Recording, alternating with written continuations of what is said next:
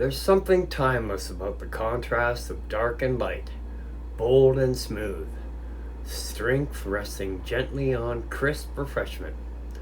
The Irish Black and Tan isn't just a beer, it's a visual experience. A layered masterpiece where deep, velvety stout floats effortlessly above golden lager, separated by nothing more than patience and precision. The pitcher version takes this iconic pub classic and turns it into a gathering centerpiece.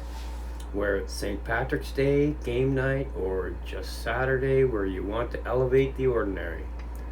This two-tone beauty brings drama to the bar top. No fancy equipment, no complicated mixology, just chilled beer, steady hands, and the art of the pour. You start with the glow, the sparkling amber lager, effervescent and alive. Then come to the moment of calm, a spoon hovering just above the surface, stout flowing slowly, deliberately, creating a dark cascade that settles gently on top. It's not rushed, it's not shaken, it's layered. And when it works, when the clean lines form between the gold and the black, it feels like you just pulled off a little bit of bar magic. What makes this version special is the scale. Instead of building one glass at a time, you build a showpiece pitcher, a crystal clear vessel that lets everyone watch the separation happen. The foam crown forming, the contrast deepening. It's the kind of drink that makes people pause before they sip. And the best part, it's deceptively simple. This isn't about complex flavor infusions or syrups. It's about honoring two classic beer styles and letting physics do the heavy lifting. The lighter the lager stays grounded, the heavier stout floats. The result is smooth on top, crisp underneath, two textured, one pour. So chill your bottles, steady your hand, grab that spoon. We're about to build a layered Irish classic, pitcher style. Welcome back to Cooking with Rod. Everything begins with temperature. Cold beer layers cleanly because density differences are more pronounced when properly chilled. Place both the lager and the stout in the refrigerator for at least 4 hours. When the bottles are cold to the touch and lightly condensed, you're ready.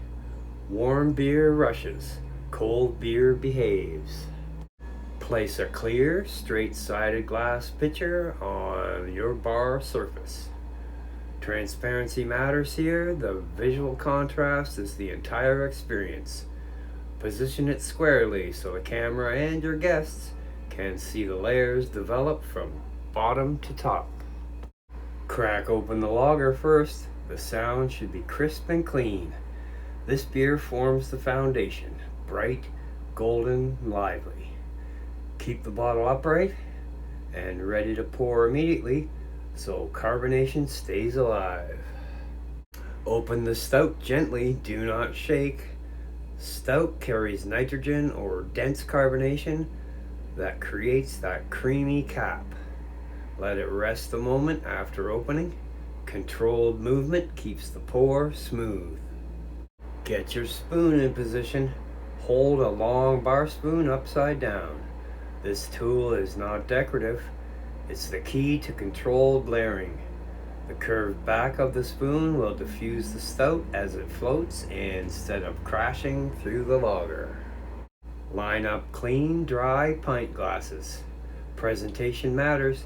Make sure there's no residual moisture or soap film inside. It can disturb the foam stability later. Slightly angle the pitcher. This reduces turbulence as the beer enters. You're building a base, calm, controlled, and deliberate. Pour the lager steadily into the tilted pitcher. Watch the golden stream flow and bloom with carbonation. No splashing, no aggressive movement. Bring the pitcher to about the halfway mark. This becomes your visual horizon line, the foundation upon which the stout will rest. Straighten the pitcher upright once filled. Pause and let the bubbles calm. This short rest period stabilizes the surface and prepares it for layering. Rushing this step ruins contrast. Okay, my little AI buddy has the spoon the wrong way around. Anyway, place the spoon upside down just above the lager surface, not submerged, not too high. It should barely hover, ready to soften the incoming pour. Slowly pour the stout on the back of the spoon. Watch it spread gently before descending.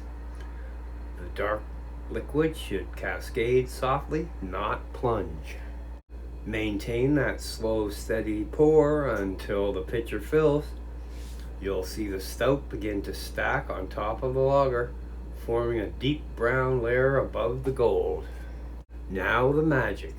A crisp dividing line forms between the two beers. The stout settles. The layer glows beneath. The creamy foam cap crowns the top. This is the signature moment. Give it another short pause. Let gravity finish its work. The line sharpens. The foam stabilizes. Angle a clean pint glass slightly, just enough to receive the pour gently. Pour from the pitcher slowly into the tilted glass. Maintain control so the layered structure remains intact. You're transferring, not remixing. Set the glass upright. Admire the contrast. Bright gold below, dark stout above, creamy head on top. It's both simple and dramatic. If you have extra lager or stout, store them separately in the refrigerator. Keep them cold for future pours. Layered beer is meant to be served immediately. Over time, the layers will merge. Build fresh for best results. Beer expands when frozen and destroys the carbonation. This drink relies on texture and effervescence. Freezing compromises both. Alright, some more wisdom from the bartender. The Irish Black and Tan is one of the most misunderstood, simple drinks in the beer world. On paper, it's just two beers layered together. In practice, it's a quiet lesson in patience, temperature control, density, and pour discipline. Let's break down what actually makes this work.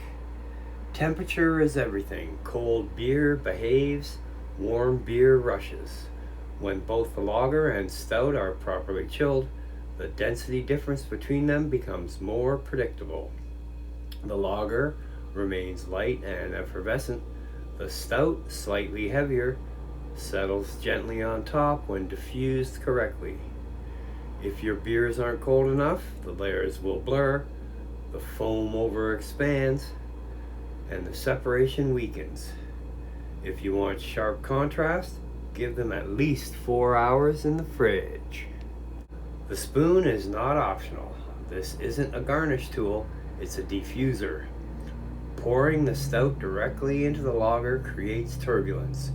Turbulence mixes layers. The spoon softens the pour by spreading the stout across the surface before it descends. Key technique: spoon upside down, touching or just barely above the lager surface. Slow, steady pour, no rush. If you see the stout drilling straight down, you're pouring too fast. The ratio matters. Our classic Black and Tan is roughly 50% lager and 50% stout. But visually, you may adjust slightly based on foam volume. Too much stout and the foam overpowers the look. Too little and the dark layer feels thin. For a pitcher, build halfway with lager. Layer the stout until just below the rim. Let the foam cap naturally. Glass and pitcher choice. Straight-sided glassware gives the cleanest visual separation. Curved or heavy flared vessels distort the line. Clear glass is essential. The drink is 50% flavor and 50% presentation.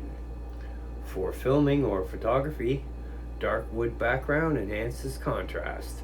Warm lighting makes the golden layer glow. Avoid overhead glare on the foam cap. Foam management. Stout creates a creamy nitrogen style foam. That foam should look dense and tight, not bubbly and aggressive. If the foam rises too fast, pause the pour. Let it settle. Continue gently. Layering is about control, not speed. A little insight into the flavor profile. This isn't just about visuals. The taste evolves as you drink. The first sip, creamy stout notes hit first. Roasted, smooth, slightly bitter. Mid-palate, the crisp lager brightens the finish. Bottom sip, pure gold refreshment. It's layered in both structure and flavor. Serve immediately. This is not a make-ahead drink. Over time, the layers slowly merge, the carbonation softens, and the visual contrast fades. Build it when guests are ready. Pour it when the camera's rolling. Serve it while the line is sharp. Respect the craft. The black and tan is often treated as a novelty pour, but it's really a controlled technique exercise. It teaches pour control, visual awareness, patience, temperature management. It's simple but not careless. And the final bit of bartender wisdom. When you nail it, when that clean black over gold line forms and the foam crown's just right, don't rush the next step. Pause, let people see it. That contrast is the show. And that's how you turn two everyday beers into a layered Irish classic, pitcher style. And there it is, bold, balanced, and beautifully layered. What started as two simple beers has become something far more dramatic. A glowing base of golden lager, a deep velvety stout resting gently above it, a creamy foam crown sealing the deal. No shaking, no mixing, just patience, temperature, and a steady hand. The Irish Black and Tan is proof that sometimes the most impressive drinks aren't complicated, they're controlled. It's not about speed, it's not about flair, it's about discipline in the pour. The moment when the stout cascades over the spoon and settles into place. When the dark line forms clean and sharp against the gold. When the foam stabilizes and you know you've got it right. That's the payoff. The pitcher version brings the payoff to the whole table. It turns a classic pub pour into a centerpiece. It slows people down, it makes them look twice, and before the first sip even hits, it already feels special. And that first sip. Smooth stout up top, crisp lager underneath. Roasty depth balanced by refreshing brightness. Two personalities, one glass. Whether you're building this for St. Patrick's Day, game night, or just because you appreciate a well-crafted pour, remember, serve it fresh, always respect the layers, let the contrast shine. Because sometimes the magic isn't what you mix together, it's in what you carefully keep apart. This is the Irish Black and Tan pitcher, layered classic and built with intention. I'm Rod, and this is Cooking with Rod. Until next time, keep your pours steady, your beer cold, and your bar top glowing.